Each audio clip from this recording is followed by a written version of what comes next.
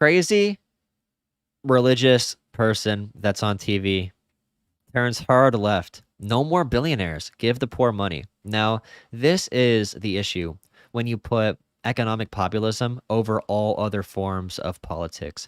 Because if you think what this person says in this clip is in any way left, you are actually an idiot. There's a televangelist by the name of Rick. Not idiot. I don't want to say idiot. You are incredibly misinformed. Wiles. We've talked about him a number of times on the show. I've seen him described as an end times commenter. So he's waiting on the apocalypse because he's such a religious fundamentalist that he's all in with it.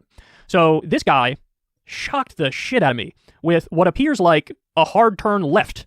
If somebody in America put together a political movement to do two main things: break up the power of the tech companies. I mean, bust them up. Don't just slap their fingers, bust them up. So he wants to remove tech companies because of censoring certain opinions, certain social aspects. Break them up. Like in the monopolies of the early 1900s. I mean, crush the tech companies, break them up. And he doesn't care about monopolies. It's not economic. He cares about the social repercussions. To outlaw being billionaires. We've reached the point. I mean, I'm a free enterprise person, and I have no ill will towards anybody in their financial success. Hey, you want to be a zillionaire, a quadrillionaire? I don't care. Kyle thinks left means literally, unironically, if you don't want billionaires or if you hate elites. Big issue with this. If you are saying we need to pay, I don't know, higher taxes, we don't want billionaires, we need to make sacrifices for our nation because of cultural and social reasons. If you say that, that is not on the left. That is characteristic of fascism. All right? You want to go buy a planet? Go buy a planet. I don't care. But when you use your money and power to change my life, to take away my rights, to try to force things on me that I object to, that I find morally repulsive, when you try to restrict my free speech, when you try to promote population control, you want to pump vaccines into my body, when you want population control, pump vaccines, want to change society, you know what? You're my enemy. You're my enemy. And the only way you're able to do it is because you're a billionaire. So then we need to take away your billions.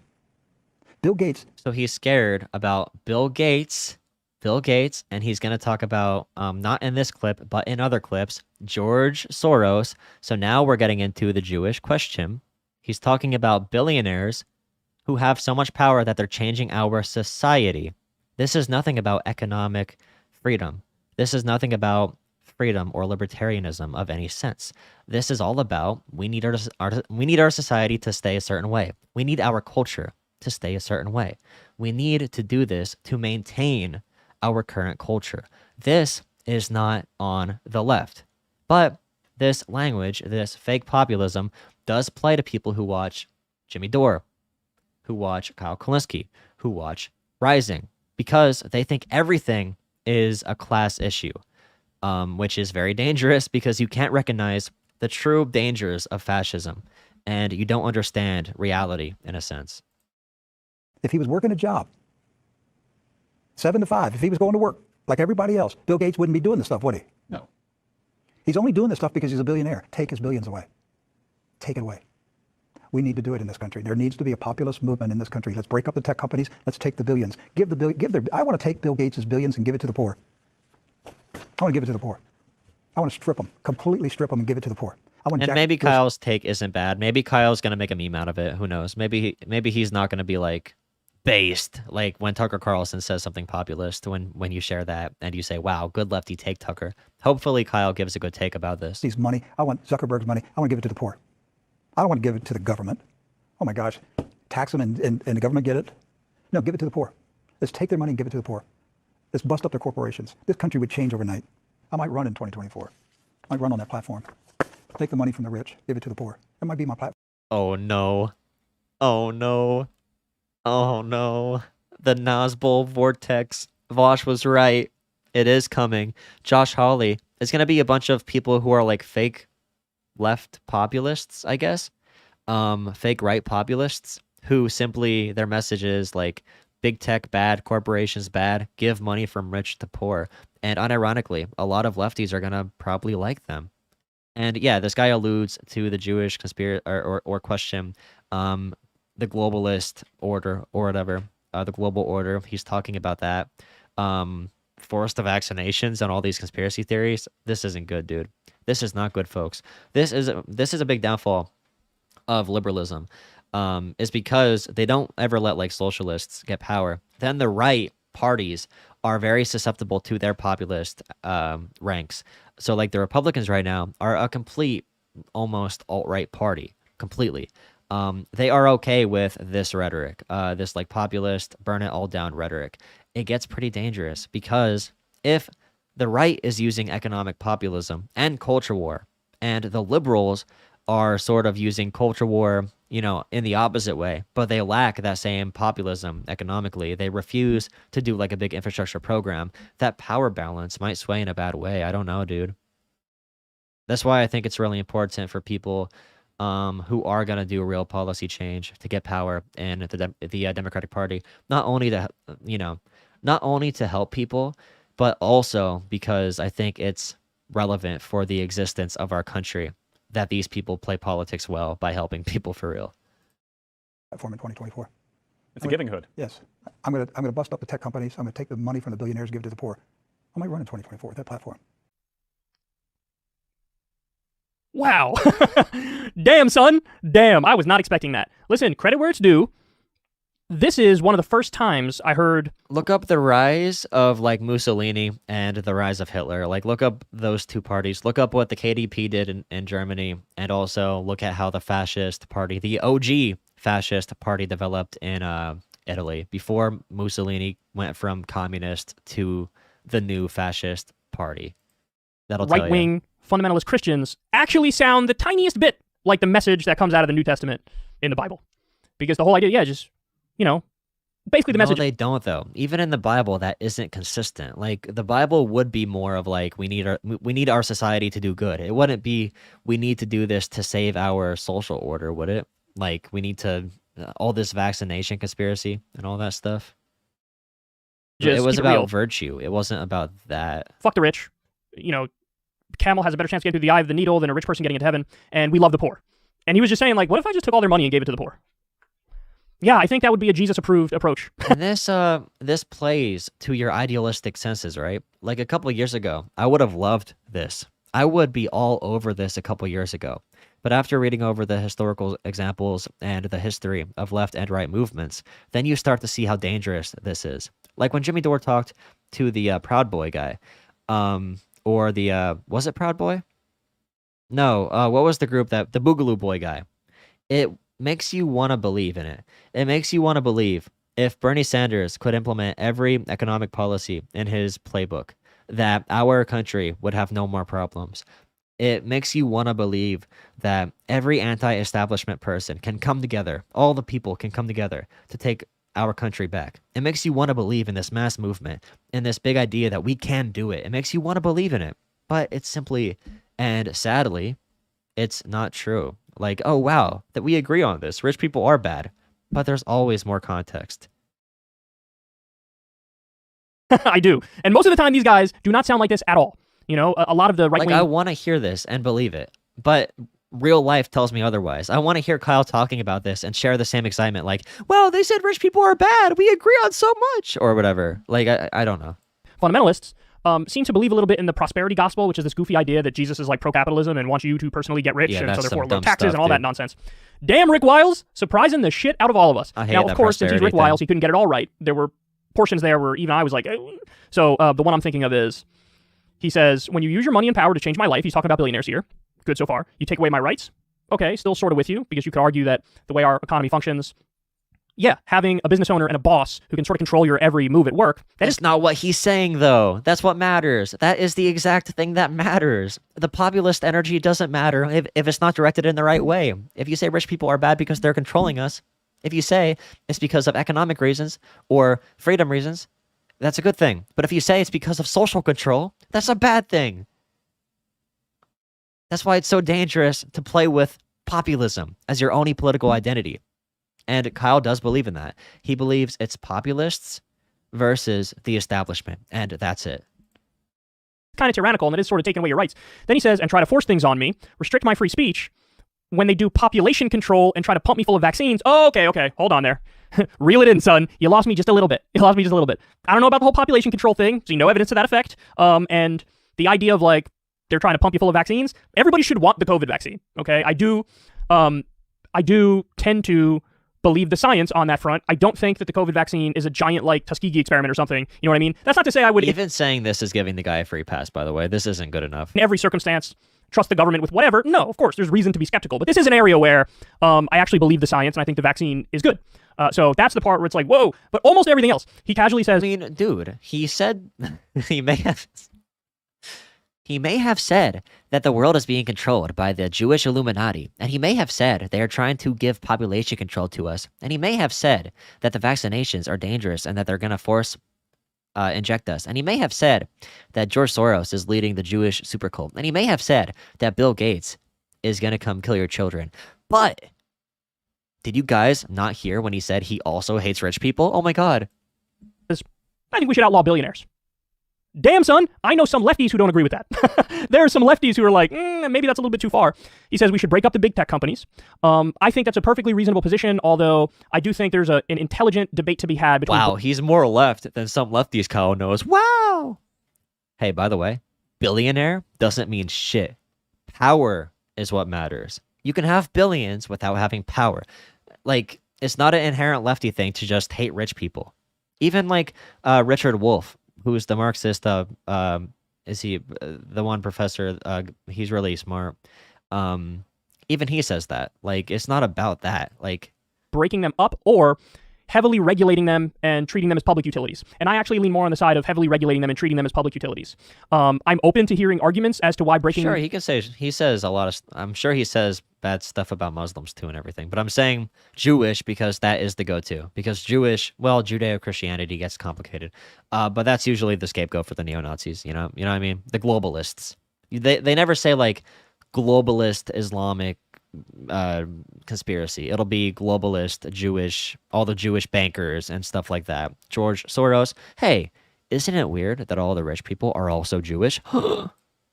Breaking them up would be preferable, but I haven't seen anything conclusive in my mind about why that's the better approach as opposed to just regulating... No, I'm saying, like, if billionaires existed, hypothetically, in a system where their billions didn't give them political power, then it wouldn't be an issue. The issue is the power they have in a system.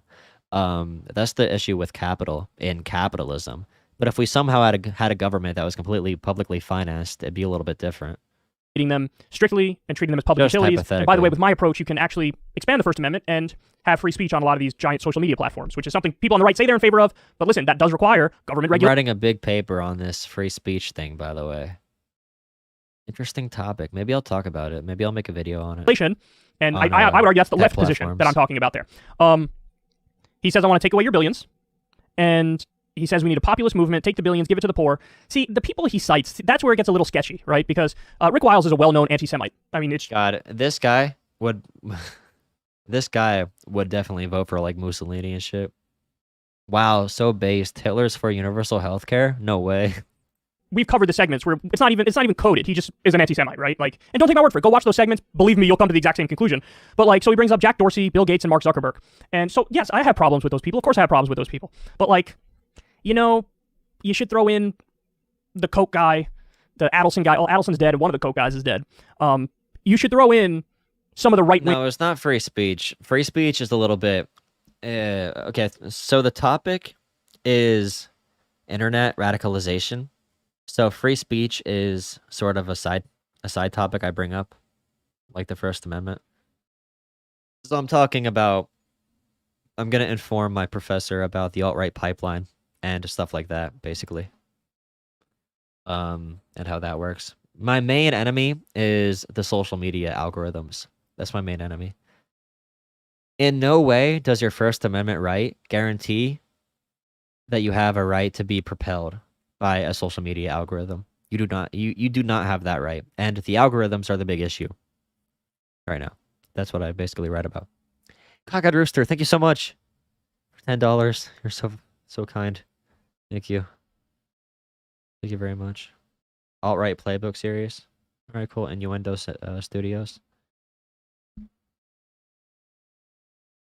billionaires as well. And that's where it gets a little sketchy, is like, usually when these guys talk about money and politics and corruption and billionaires, it's like they're super narrow in criticizing only ones that are nominally left. Like Tom Steyer is another one that they love to go after because he's a billionaire and he spends a lot of money in politics. And listen, I'm against it as a matter of principle, but I think it's fucked up that when these guys talk about this, it's very, like, he's only bringing up the tech guys. Like, all right, dude, you got to bring up Wall Street guys. You got to bring up Goldman Sachs guys. You got to bring up people from the military. He's talking to him like a friend, like he's coaching him, like, yeah, dude, you're halfway there. Like, let's go, bro. Let's go, bro. Industrial complex. You know, like, there's more than just problems with the tech industry. You know, I would argue that... Kyle, you don't understand. He doesn't care about actual problems. He is not like you. He is not your friend. Just because you both agree rich people are bad, you both have very different takes on it. This is the big issue with the Rising, because they might agree. Hey, Democrats suck. Yeah, you're right, Crystal. Democrats do suck. But their conclusions and their solutions are literally on opposite sides of the freaking galaxy. I don't know. Some of the problems in other industries are even bigger than the ones in the tech industry. So that's a little questionable too, but I'm going to ask you guys, what do you think about what he's proposing here? It's the populism and class reductionism, I'm telling you. He's not like he's not a strict class reductionist in any sense, but that's how he leans. He doesn't talk about culture issues as an issue. I'll watch this video tomorrow, where he literally says, culture issues don't matter whatsoever. All of it is economic. All of it is the haves versus the have-nots. Nothing else matters whatsoever other than haves and have-nots. And that's very dangerous. Very dangerous. I think he knows enough to really fully explain what he's talking about. He knows enough, buddy. Don't worry, Kyle. He knows. He knows enough. In other words, he's kind of advocating for, like, a wealth tax. That's one thing he's advocating for. I guess it's 100. Nope. He's arguing for broad, ideal depiction of, like, the big tech industry being brought down for his own personal social desires. 100% tax on all assets above $1 billion. That would be one of the policies he's referring to. And the other one would be UBI. Take that money and give it to the poor. Take that money and give it to the poor. So you fund a UBI system with a 100%. Yeah, let's see how much he wants to get. Yeah, let's ask him how he wants the money to be distributed to Black Americans. Wealth tax on all assets above $1 billion. That kind of sounds like a badass policy. I'm not going to lie. That sounds like a really badass policy. Now, he's wrong in that, like, you have to have the government play a role. That's the only way you could tax them and give the money to the poor, is the middleman would have to be the government, because the government is just... Do you see what he's doing here, though? He's putting such a clean picture over this man who has evil intentions. Like, he's humanizing, not humanizing, but, like, he's giving him this person that he simply isn't, you know? Like, oh, yeah, he's also anti-establishment. He simply isn't all the way there yet. When in reality, they're nowhere close to each other whatsoever. The extension of us, it's our representatives. Dangerous. So you have to have the government involved. But yeah, you can directly fund a UBI program with a 100% wealth tax on all assets above $1 billion. That's doable. It's workable, for sure. And the other thing is, remember the numbers that we just read recently. He's treating him like a serious policy consultant. Like, dude, he's making up policies that this guy doesn't actually believe in. There was a study from the RAND Corporation, and they said that from, I believe the year was 19... No, I know Kyle supports... I know he supports LGBT. I know he supports BLM, but his perspective on it is very, very skewed. He believes it's all a class issue. He's one of the people that said the Capitol riots were caused purely by economic turmoil or whatever. 74 until today, the top 1% has stolen almost $50 trillion from the bottom 90%. If you just But he's giving this guy the image of being some type of populist. The same wealth distribution as you did in the post-World War II period, he's doing, and you continue that all the way up until today, the bottom 90% would be $47 trillion wealthier. That's an extra $1,144 per month per person in the bottom 90%. That's how much the top 1% has been robbing you. So we're already way behind. And honestly, the idea of a 100% wealth tax on assets above $1 billion and using that for UBI, kind of like it. that's actually a super badass idea. But having said that, I cannot vote for Rick Wiles, because Rick Wiles is insanely fundamentalist to the point where I'm convinced that he's convinced he hears God's voice in his head or some angel's voices in his head or whatever. Then why are you... You know, you can't vote for the guy. He's a well-known anti-Semite. Again, don't take my word for it. Go watch it. There's going to be insanely draconian and authoritarian social policies if this guy were to ever get elected. Forget it. Forget separation of church and state. He would piss all over the Constitution in an instant. But hey. You just... What? That's... Oh my God. He brings this all up at the end as like a side. Like, how many people actually watch 100% of every YouTube video?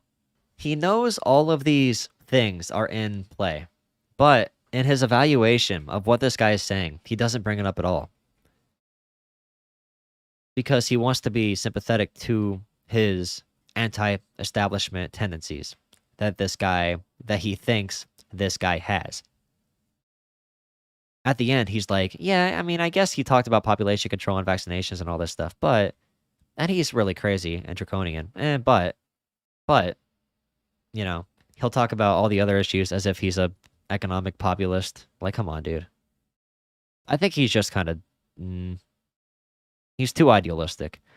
That's the issue with Kyle. The comments were calling Kyle out.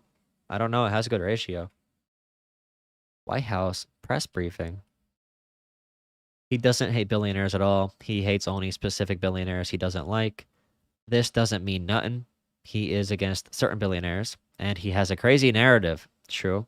He's not saying billionaires shouldn't exist because no one could earn that money without... Yep, exactly. He's saying billionaires I disagree with politically, and not disagree with. It's a mass global conspiracy theory. This is not praiseworthy. Thank you. Thank you. He wants Trump back on social media. This guy's mad that Nazis are getting banned. Thank you, Kyle Kulinski audience. Kyle's audience is unironically smarter than Kyle. Pastor Rick Wiles wants $100 million to set up End Times Global Broadcasting Network. I wonder why he doesn't like big tech. End Times Global Broadcasting Network. I wonder why he doesn't like big tech. Why would he want to tear down big tech? I don't know. I really don't know. A Florida pastor is attempting to raise $100 million with the aim of setting up a media platform that he says will guide the public through the end times. Kyle Kulinski. Good platforming. Good job platforming this guy, Kyle. He's misunderstood. He's like your wacky uncle. He's a populist too. He has a couple issues. That's all, you know. He's like us. Just a little bit different. Just a little different. The vision he's put in my heart. I need $100 million. Imagine God like, hey, yo, bro, yo, global broadcasting network, bro. And he's like, Rick is like, God, how can I do that? And God's like, yo, get $100 million. All you need to do. You could guide the public through the end times. Dude, he even got pushback against other friggin' evangelicals. Not everyone was impressed with the financial goal. You don't need that much money, one person tweeted. All you need is a Bible and 2 feet. Get out there and spread the word.